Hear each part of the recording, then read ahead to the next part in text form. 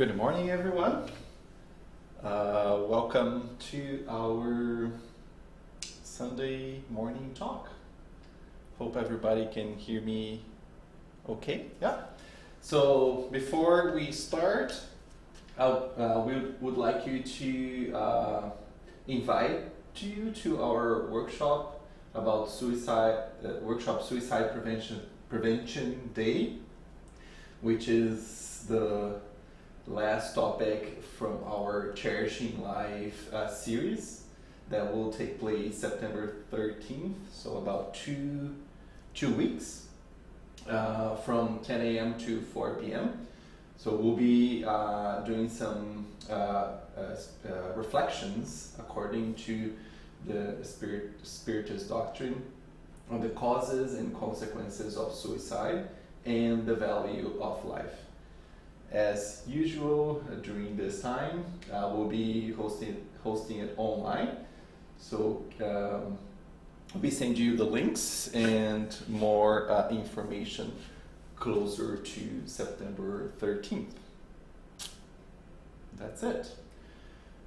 Okay, so let's start with our harmonization text.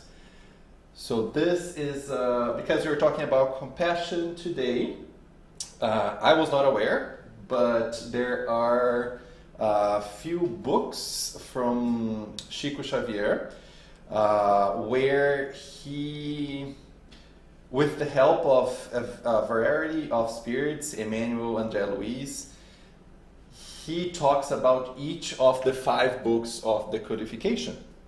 So this book is The Spirit of Truth, o Espírito da Verdade, and text 96 called Be Compassionate, or Ser Compassivo in Portuguese. So he starts.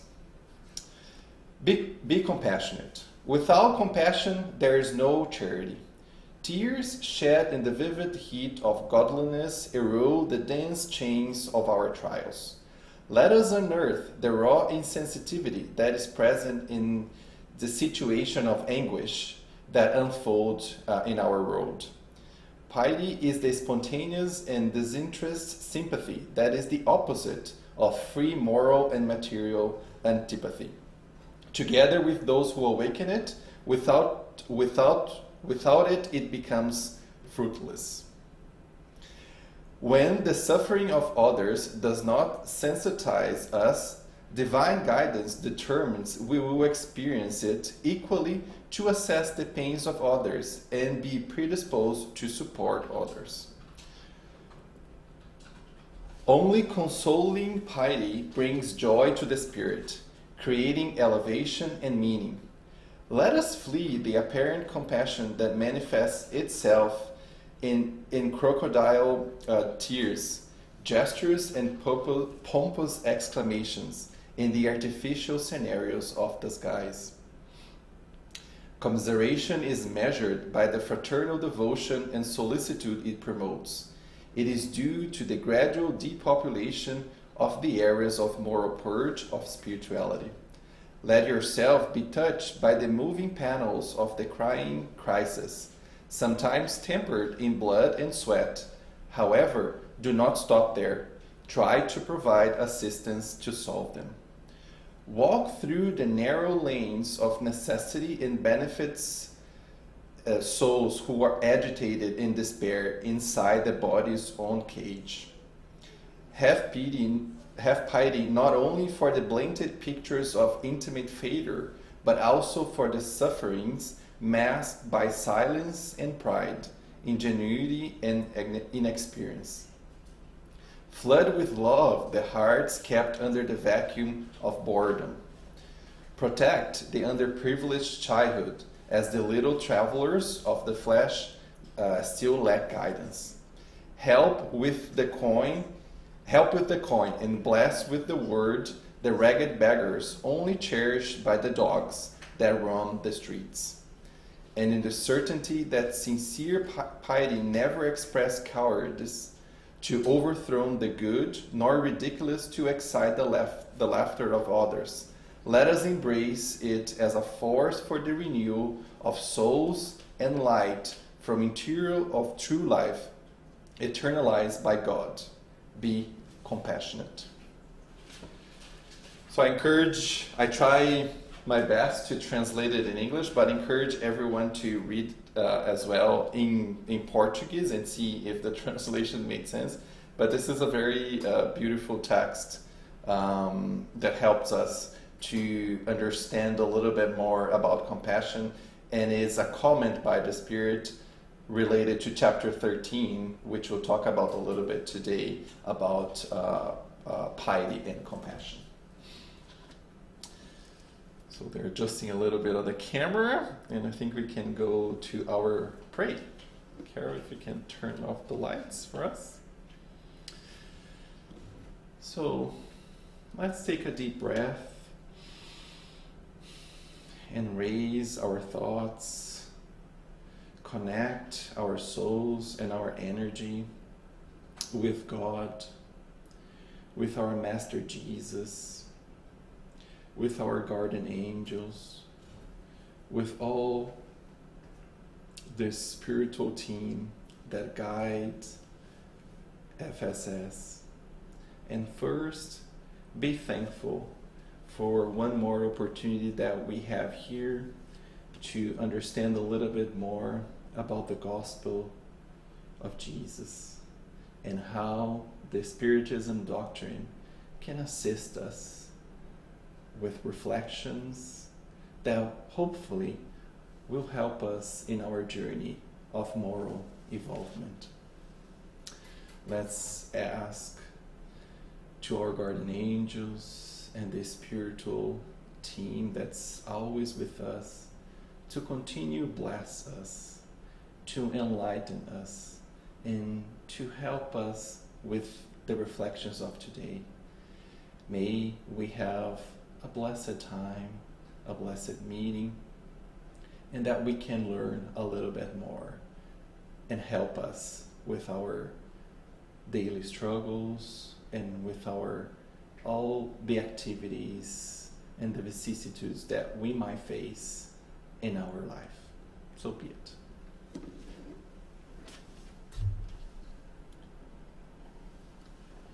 Okay.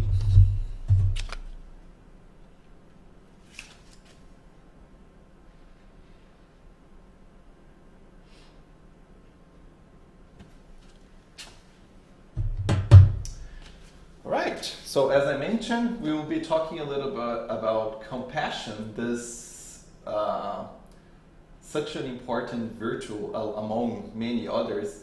But today we will see how have we been practicing compassion when we are living in society. And I thought I did this talk a while ago in Portuguese, and I thought it was interesting to revisit and practice my English in communicating the message in a different language. But not only that, with all the times that we're going through, with all this pandemic, with all the challenges that we might be facing, sometimes we might enter in some sort of disbelief, or we'll feel a little bit tired, or we are impatient.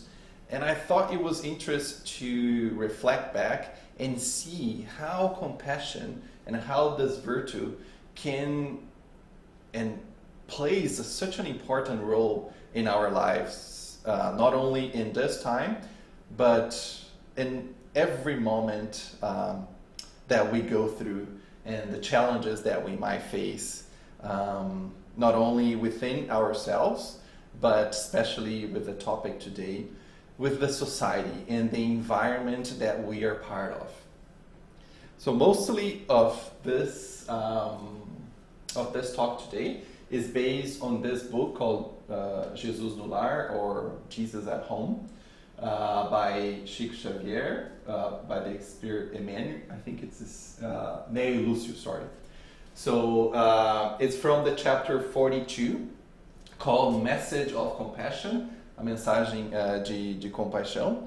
And it's such an enlightening text, because it's almost, even though we know that there's no cake recipe or step by step that if we follow to the dot, we will be guaranteed happiness and guaranteed joy in our life. But this passage, it touches in so many different points and so many situations that the apostles were facing 2,000 years ago, and still doesn't cease to amaze me how the same questions that the apostles were posing to Jesus, our Master, they are so true, and they are even more relevant relevant to the environment and to the situations that we are in this planet of trial and expiation. So we are going to go through about 5 or 6 questions that hopefully will shine some light and will guide us and make us reflect, or invite us to reflect, if we find ourselves in any of those situations, how the words of the Master, of Jesus, can guide us into maybe take the best approach, or maybe take the best action if we find ourselves in those situations. And just to start, as we like to do, some initial reflections, and hopefully those questions together with the questions from this chapter 42 can help us investigate and reflect some of our reactions. So first question is, what is your understanding of the meaning of the word compassion? How do you understand that word? And we're going to touch base a little bit on this meaning. What is your reaction when someone offends you, or when you receive an offense?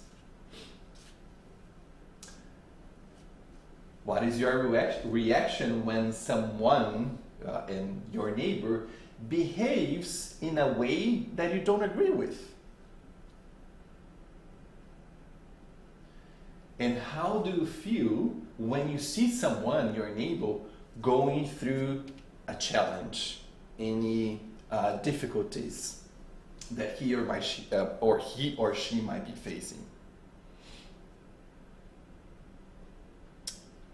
Okay, so there is a little bit of confusion, and if we go even when we go to the Portuguese dictionary and trying to define the word compassion, there is a little bit of confusion with just pity, a sentiment of that other person that is going through a struggle. It's some sort of an inferior human being.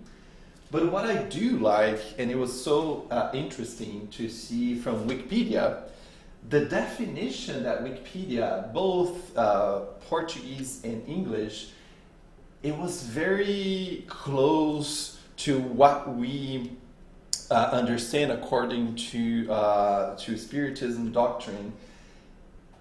And this definition really resonates with me. And I want to read to you to see if you can, hopefully you can see the benefits of this definition.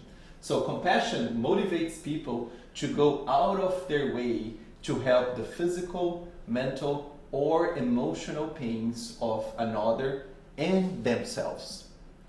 Here again, even though today we are talking about compassion among society, but everything, if we want to help society, we got to start with ourselves. So it's such an, even though we are not touching, or not, it's not the focus of today to talk about the self-compassion, but everything we do to other, it needs to start with ourselves. So even though it's about society, we are in society, and it's important. The actions and the attitudes that we have towards others need to start with ourselves. And compassion is often characterized through actions.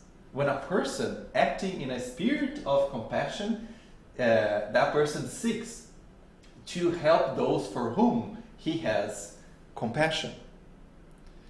As we know, virtues are not passive, just to be sitting there and hopefully one day it will happen. It's something that we will need to take action and to activate, and we'll need to do something, because it won't be there standing still and happen and develop by itself. And to have compassion is to remain in a positive emotional state while trying to understand the other without invading, however, your space.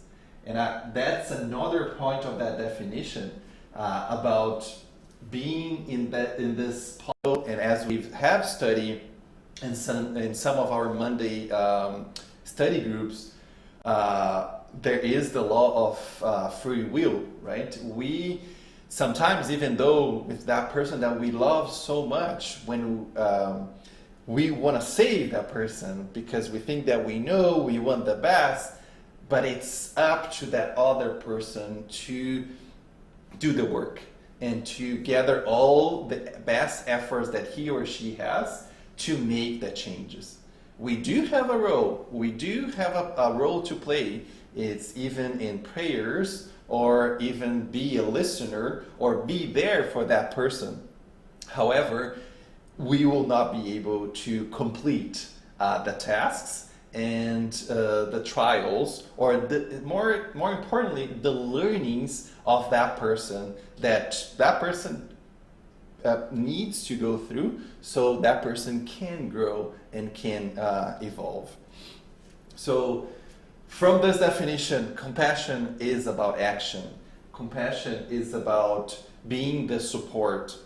And again, we won't be able to save anyone, but we do have a role similar to the role of the parable of the Good Samaritan that we've studied here a lot of times. That Good Samaritan didn't just feel that compassion and said, oh yeah, poor traveler. He took action. He carried that traveler and did what he could in terms of putting the oil balm on him, and driving and taking that traveler to the hostel. So it wasn't just a feeling without action. And I did a little bit of more investigation. It was so interesting. There are two researchers. It amazes me and makes me happy when, as we know, Spiritism is science, is philosophy, and it's a moral journey. And when we have scientists that study virtues such as compassion, and they find so much results in our physical body. So there are two researchers from UC Berkeley, a very renowned, and I think we can trust that university with some research, where they have done a lot of analysis on the levels of compassion and what happens when we as human beings practice compassion. And when you practice compassion, they study all the chemical activities and the chemical process that goes through our body in terms of hormone, in terms of feelings, and how that helps with even our health. And it's interesting, when we look at their definition of compassion, they said that compassion literally means to suffer together.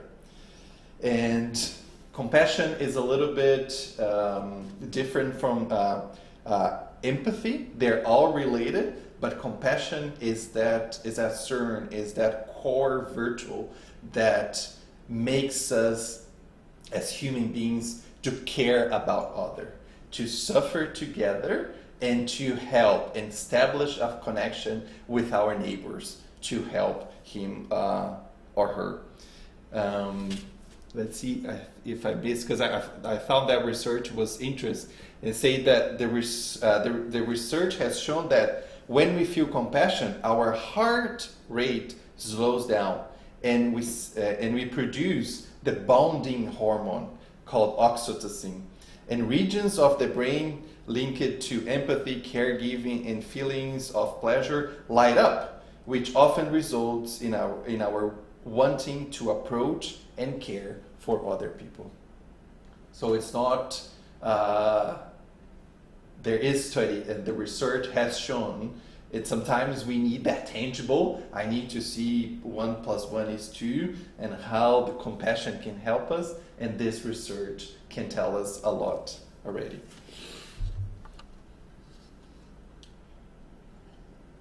So let's start with the message, with chapter 42, the message of compassion. So during the clear night, the family meeting at Pedro's home was centered on examining the difficulties in dealing with people. Just this first sentence, again, as I mentioned at the beginning, the challenges of dealing with people. 2,000 years ago, 2,000 years now, it's still valid. And it was such a, sometimes it's even hard to imagine the beauty of having our Master Jesus, if having him there and helping the apostles to have that conversation and reflect and make them aware of those challenges and how to deal with the challenges during that time. And now we are blessed with mediums like Chico that can give us a little bit of that taste and a little bit of that information that still, even after 2,000 years, can help us today. So and they were questioning how to extend the values of the good news, or in Portuguese, the Boa Nova, how to install the same gift and the same blessing in different mindsets. And as we know, even though back then, there were a lot of different types of mindsets, right? We had the Romans, we have the Greeks, we have people that did not believe in reincarnation. We had people that believe in so many different gods. And how the apostles, they were questioning, how would they communicate and how would they help other people to take advantage of those good news and communicate the message and help them understand how the message help them and now us to go through our challenges. And and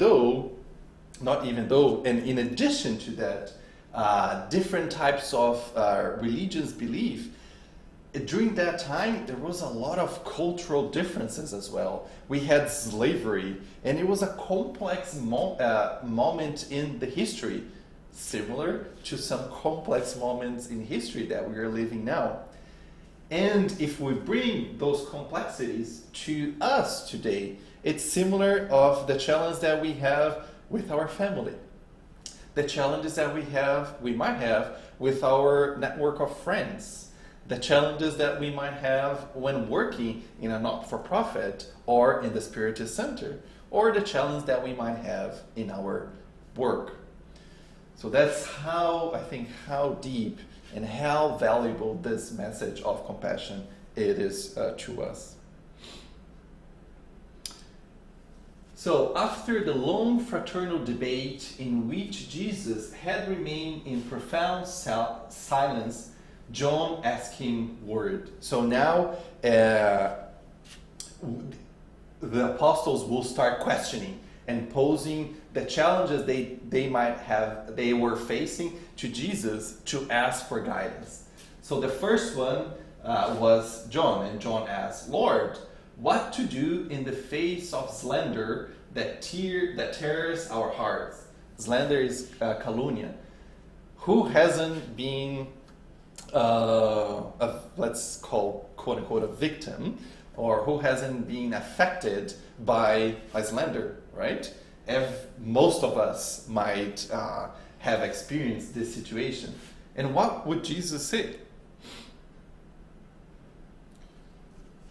And he said, "Have pity So I'm going to just stop because that is one of the challenges with the English language. Pity, if we translate, it seems more on the side of dó for us.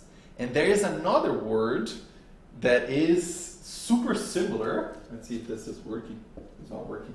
That is piety, which is P-I or P-E-I-T-Y. That is, when you translate, that's more on the side of piedade. So it's kind of a back and forth with the English word, just as a curiosity for you. But the master said, "Have pity on the slanderer and work for the good of all," replied the Celeste mentor smiling.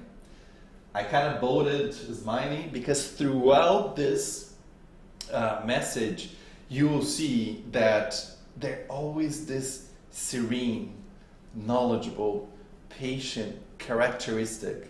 And I think it's not by chance that when Chico was psychographing with Neo Lucio, it was important to notice those adjectives and how we can learn with that mindset and with that serene attitude from our master. So smiling, he said, "Because love dissolves the darkness of evil, and the work destroys the disrespectful idea." So as we know, and I think we learn a lot with Chico, Chico was sometimes questioned or maybe was a victim or a receptor of slander, and he always kept calm. And the way that he kept calm is to continue with the good work that he was doing. And I think that is the same that we can translate to ourselves. Because if we have our conscious, and our conscious is telling us that we are, and we feel that we are on the right path, we are focused on working for the good. That work itself will generate love, and love will break all the edges and show the natural results, and the work will speak by itself, right? So instead of us reacting and just hitting back the person, let's focus on what is good. Let's focus on what we are doing for good for us and for the people around us, the good for all. And we know about the law of action and reaction. And the law, sometimes we see this law in a very punitive and negative way, but it works from both sides. If we do good work, results will be good.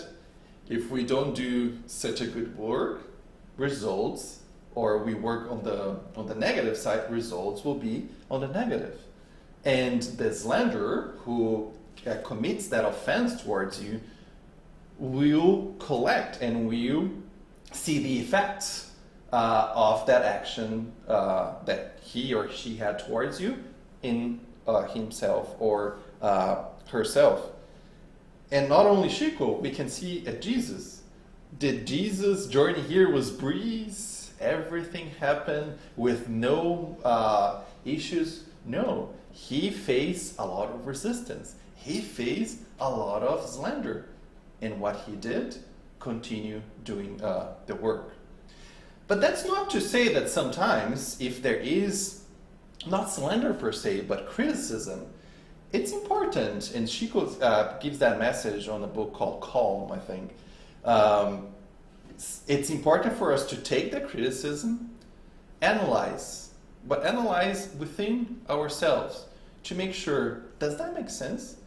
Because that can be a way for us to do the checks and balances on the work and say, that comment or whatever that happened, there is something that I might want to adjust here.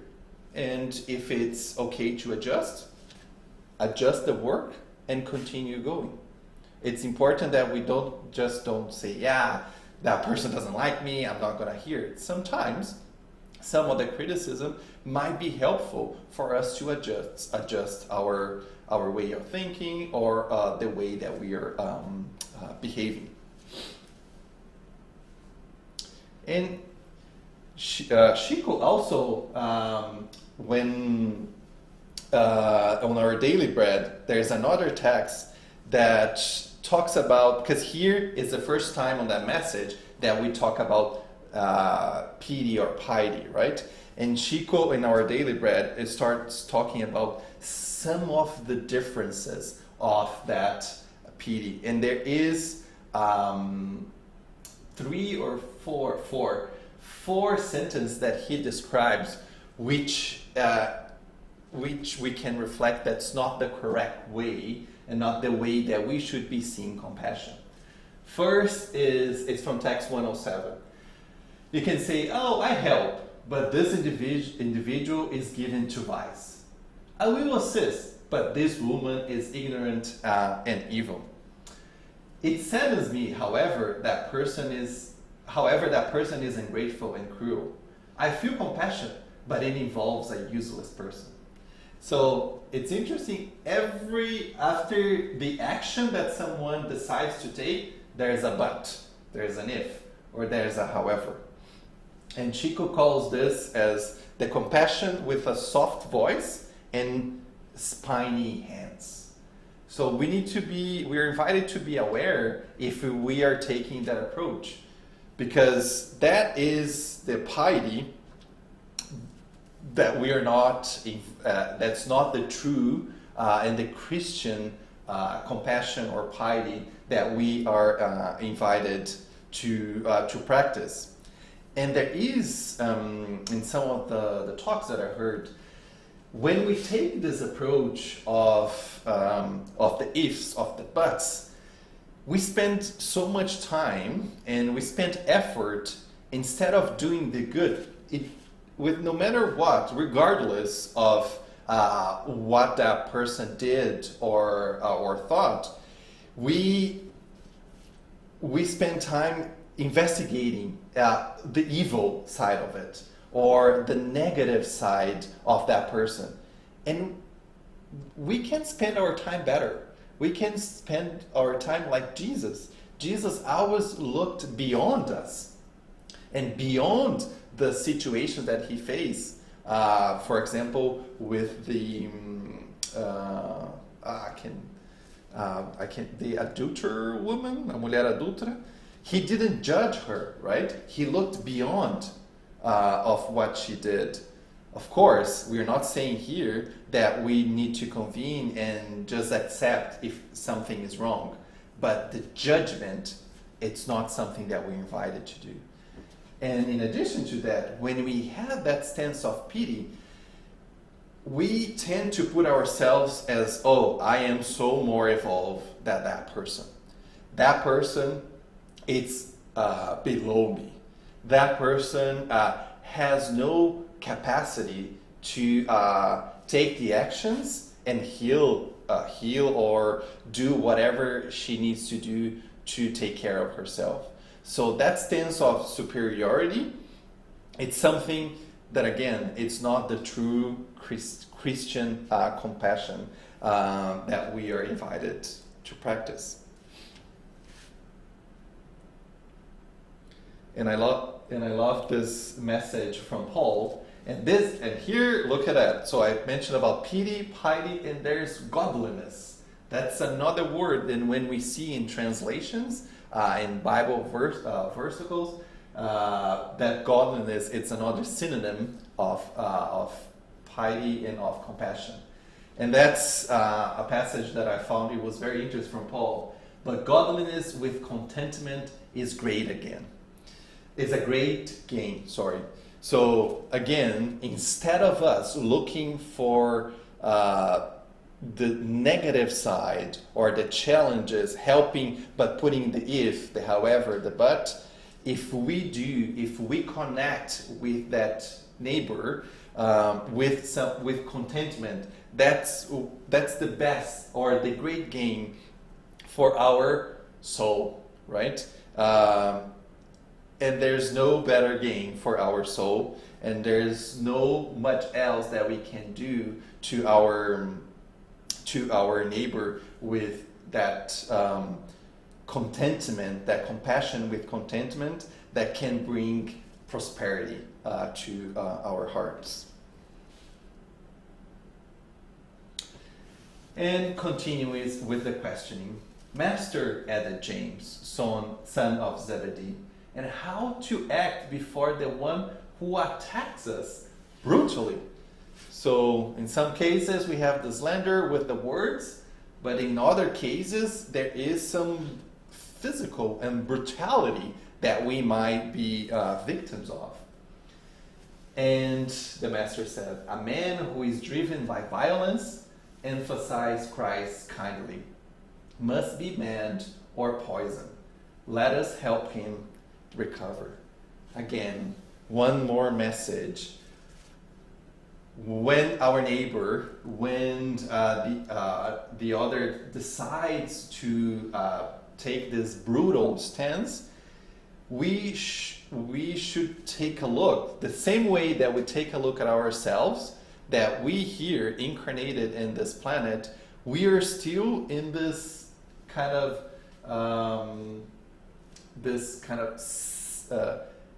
not sick in like the very negative word, but we are here looking to the betterment. The same way that our neighbor is in the same kind of sick mode, sick state, looking for the betterment. And it even maybe if we change the word sick, it's just we are in some ignorant state, right? And we are here to transform that ignorant state, to gather information and see what's the best way to behave. And the master invites us here to let and help, support in any of my readings, in any of the passage, we saw Jesus say, yeah, just be hit back, be brutal again, be brutal with that person. In none of the passage we saw that. Our role is to do our best to support that neighbor. Sometimes that support might not be very direct in saying we shouldn't do this, we shouldn't do that, but it might be just in our prayers.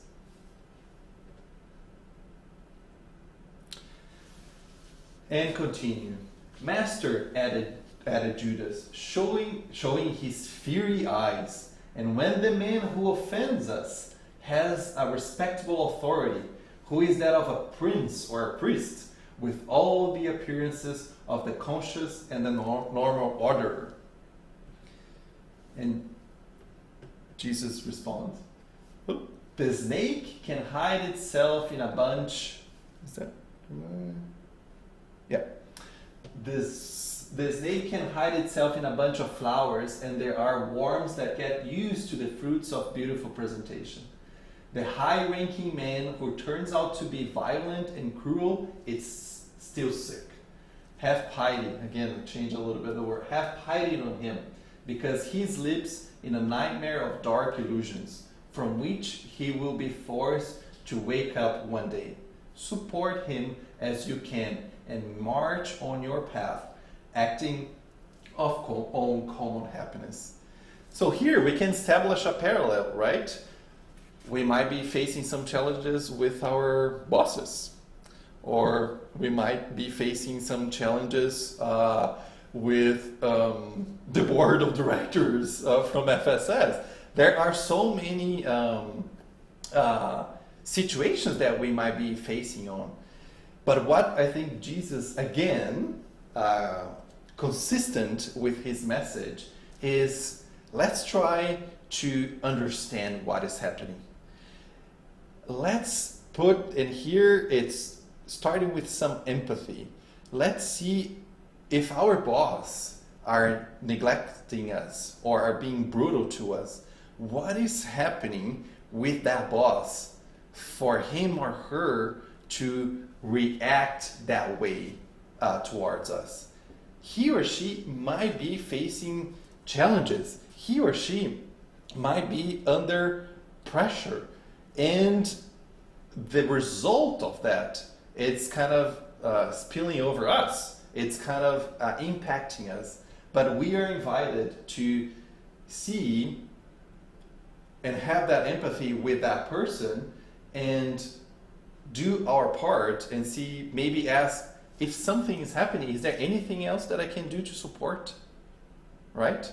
Again, the support piece with our neighbors and understanding what he or she might be going through. And he continues, Master, what about when our house is plagued by crime? How will I proceed before the one who betrays my trust, who dishonors my name or bleeds my home? And the Master says, have pity on the delinquent of any class, Jesus explained, and do not wish to violate the law that your neighbor disrespected, because the persecutor and the criminal of all situations carry a burning fire. One fault does not rescue another fault, and blood does not wash blood. Forgive and help. Time is in charge of giving back to each creature according to their effort.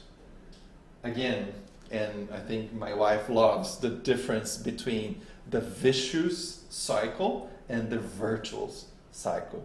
And I remember listening to Divaldo saying, if we try to make justice with our own hands, we are already acquiring more debts. And we know that through the divine laws and through the mercy of Jesus Christ, everyone, if there is a debt that I acquired, the laws, because they are perfect and they work in such harmony, it's kind of automatically I will be put in kind of in line to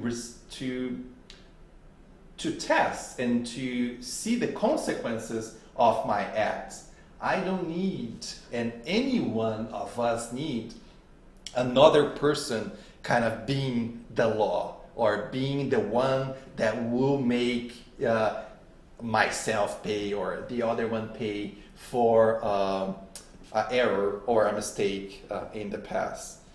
Because can you imagine if we decided that we are going to do justice with our own hands, the crazy circles that might emerge and the amount of debts that will be piling up. And we know that God is perfect, and with his laws, it's all taken care, right? So, and I know it is hard sometimes. It requires a lot of effort from our side to really understand and kind of take that approach. Sometimes even we might not be able to, we take a wrong approach in the beginning, then we reflect, and then the second time now I understand a little bit more, but still we make a mistake. But as it's like those opportunities will emerge and will be present for us to work with eternity, through the eternity until we learn what we are supposed to learn. And continuing, Master, said Bartolomeo, what do you do with the judge who condemns us partially? Have compassion for him and continue to cooperate for the good of all those around you. There's always a higher judge, analyzing those who censor or curse. And in addition to a horizon, other horizons unfold, more dilated and luminous.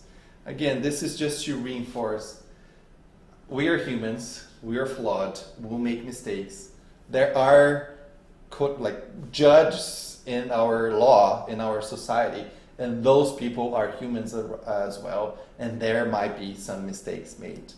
But we are invited to believe that there is a higher judge, and that higher judge has the most purest love and the best of our interests at his heart, and the path for us to go through if there is any injustice or something related, it's not up for us to make that justice with our hands, but to believe that according to the divine laws, we will be able to learn and fulfill our role here on earth. Almost there. Again, Lord asks Thaddeus how to proceed in front of the woman we love when she gives herself up to moral downfalls. And even though it's the woman here, we have to understand the context at that time, but we can replace for in front of the human being, anyone, woman and man, every one of us are susceptible to moral downfalls. And he said, Lord, as Jesus in turn looked at him softly and inquired, don't the intimate suffering that tear her or him apart day and night constitute in themselves distressing punishment? And again, this is back to what we saw with that text from our daily bread. We're the sufferings, the heavy weight of that suffering that someone might be going through, it's already a distressing punishment. Why would we reinforce that? Why would we point it out and judge? There's no benefit of doing that, right? In a judgmental way. Of course, if there is an openness between the relationship of the person that you're trying to help, it's open. You can help reflect and help that person understand, using Spiritism as one mechanism, understand the behavior that she or he might have taken mistakenly. But just pointed out is another burden that person actually doesn't need at that point. So towards the end, there was a balm silence in the domestic circle. And as soon as he realized, Jesus, that the apprentice had stopped asking questions, the Lord concluded, if we intend to banish the evils of the world, let us cultivate the love that is compassionate in the work that it builds for the happiness of all. Do not make a mistake. The hours are inflexible instruments of the law that he distributes to each one of us according to our work. Nobody seeks to cure a crime by practicing other crimes, because time changes everything on earth, operating with the flames of suffering or the eyes of death. So it's up to us. We each one of us have our own challenges and our own role to play within ourselves, to be compassionate of ourselves. But also we do have a role with our neighbor. We do have a role with our friends, our family, our co-workers, our co-workers in the Spiritism realm. And it's important for us to understand that and believe, and we are invited to believe in that higher law that will take care as long as we do our part in helping others to eliminate and banish the evils of this of our planet right now. So to wrap up, I would like to bring, so we just heard a lot of situations where we are invited to practice compassion. But what is the core point of Spiritism? And I saw one talk and say, if we open the Gospel according to Spiritism, chapter 15 is without charity or outside charity, there's no salvation. So what's the correlation between compassion and charity? And I'd like to bring exactly chapter 13, item 17, when, I can't remember the name of the spirit, he draws this connection of compassion and charity. And he mentioned, compassion is the virtue which draws you closer to the angels. It is a sister to charity, which also conducts you to God. So as the first sentence that I read in our opening text, there's no charity without compassion. So those two virtues are so linked, and there's no way that we achieve this core concept, this core meaning of Spiritism if we don't practice compassion. And if we think about and reflect, what is the common thread? What is the common theme that we can reflect in each of those questions? It's all about slander. It's all about when you talk about crime, when people are not judged with fairness, when you go to the moral downfalls. It's the compassion and will starts most of the time, or if I'm saying 100% of the time, the compassion will start from a situation that is more, it's sadder, or it's on the negative way. And continuing this text, from the Gospel according to Spiritism, he says, "Oh, what sweetness is to be felt. Nevertheless, it's true that the same sweetness has a certain bitterness about it, because it springs up alongside misery." Misery was a good word. "But it does not have the acrid flavor of worldly pressures, nor does it bring it the pungent deception of emptiness which these pleasures leave behind." So even though it emerges from a situation of misery, if we turn that from a positive side of understanding, we won't have that acid flavor. And that acid flavor is when we saw those 4 situations from a daily bread, that is when we are not practicing compassion on the right way. And then continuing, compassion then is the melancholic but celestial precursor of charity, being the first of all virtues, which she has for sister and whose benefits she prepares and ennobles. And I'd like to leave with this passage from a book called Refugio, where Emmanuel says, "Compassion is the recipe for light for the soul to ascend to the divine kingdom." And he actually continues saying, however, it's somehow, compassion resembles the medical prescription. It's like a prescription we get from the doctor in relation to our health. For each to reach the precise effects in ourselves, it's not enough to record safely and accurately on the scrolls of our feelings. We must be willing to use it. If we don't take action, that goes back to the beginning. Compassion without action, it doesn't. We won't see the effects. We won't see that virtue being developed. It requires practice. It requires us to take action, if it's even to help us ourselves or help the other. Another analogy that I saw is charity. It's let's see if I can remember that. Charity is like the agua viva, the living spring, right? And compassion is kind of the duct.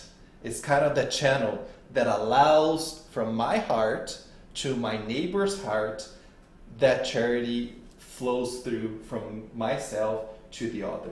And we can even use for ourselves. If we want to drink from that living spring, we need to establish that channel with that living spring. And that channel, it's called, we can create an analogy as compassion. It's like 2 hearts, and 2 hearts need to communicate. And that channel of communication is compassion. That's it. 1 minute to spare. No comments? No? So let's go to our final prayer. Just a few comments here. Just 1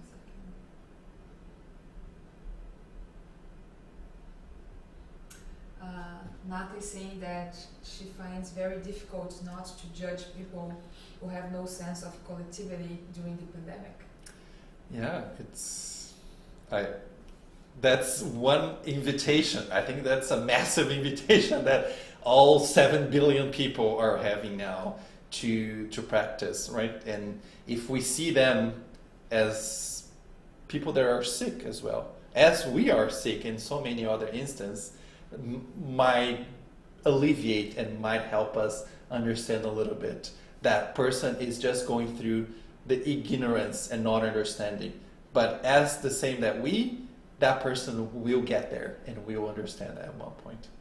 And Eric is saying, I believe that compassion is a virtue that in planets of trial and expiation are extremely needed, but not as much in happy worlds. Suffering and pain are minimal in these worlds. Yeah. In other words, compassion is a virtue mostly required to develop in our current state of evolvement, as here is where we can practice it. Yeah, as I ended, compassion is one of the best prescription we can get, and you don't even need to go to a doctor. It's the best prescription for our planet of trials and expiation. I think together with compassion, I would add patience as well. So those two, it's hard for us to say, oh, those are the two most important. I think we can do that because they're all important. But those two have, at least for me, a very important meaning. And also, it's always in the back, it's always front and center. Every time I pose in one of those challenges that we just saw it, I kind of go back and try, okay, I'm invited to react differently now. I personally, most of the time I fail. But even if I fail, I go back and say, why did I fail? What can I learn? And see if I can apply those learnings in the next time. Sometimes next time I still fail again. But at least that awareness is there for us to practice. But I agree with Eric. In our times, in this planet, it's kind of the medicine for us to practice. Okay.